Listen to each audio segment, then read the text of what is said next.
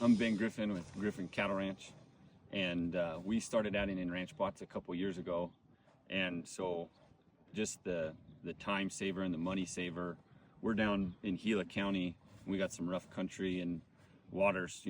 obviously the most important thing for the cows in this desert, and so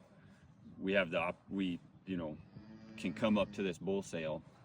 and then know that our waters are still full, all the cows are watered, and if there's a problem, we can call our crew and they can go look at it. So just the peace of mind you get with knowing that your waters are full all the time, or which water you need to go look at, and the time that saves and the wear and tear on your truck makes it worth every penny.